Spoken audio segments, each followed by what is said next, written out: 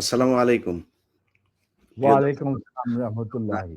আপনাদেরকে গতকালকে যেমনটি ঘোষণা দিয়েছিলাম, সেই ঘোষণায় আমি কারো নাম বলিনি আজকে কে লাইভে আসবে। তারপরেও আপনারা আ Facebook, YouTube যত জায়গায় আমি পোস্ট করেছি, সব জায়গায় মনে করেছেন যে এ মেজর আ ডালিম নামে আমরা যাকে চিনি, লেফটেন্যান্ট কর্নেল আ ডালিম বীর উত্তম।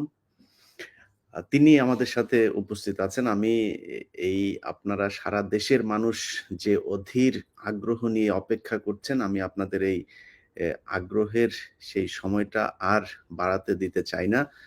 আ আমাদের আ এই জাতির সূর্য সন্তান, যিনি আপনারা ২০২৪ সালের স্বাধীনতা দেখেছেন, ১৯৭৫ সালের যে স্বাধীনতা, সেই স্বাধীনতা এনে দিয়েছিলেন আপনারা যে মানুষটিকে দেখছেন, সেই মানুষটি জনাব মেজর ডালিম। আমি আপনাকে মেজর ডালিম বলেই চিনি। কারণ আপনার জীবনের সবচেয়ে যে পুণ্যের কাজটি করেছিলেন সেটা মেজর ডালিম হিসেবেই করেছিলেন।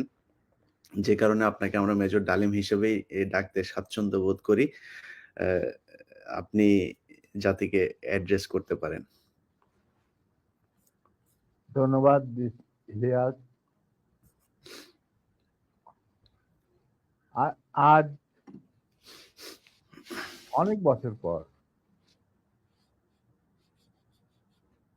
দেশবাসীকে আমার তরফ থেকে, বিশেষ করে নতুন প্রজন্মের ছাত্র জনতা যারা ফ্যাসিবাদ বিরোধী আন্দোলনে আংশিক বিজয় অর্জন করেছেন, তাদেরকে আমি অভিনন্দন জানাই, সাথে লাল সালাম জানাচ্ছি। তবে বিপ্লব একটা সমাজে, যে কোনো রাষ্ট্রে একটি চলমান প্রক্রিয়া। সেই অর্থে তাদের বিজয় কিন্তু এখনো পুরোপুরিভাবে অর্জিত হয়নি। তার জন্য আরো সংগ্রামের প্রয়োজন।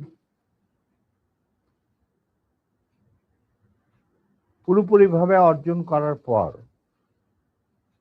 তাদের এমন একটা অবস্থানে থাকতে হবে যেখান থেকে তারা নীতি নির্ধারণ করতে পারবে।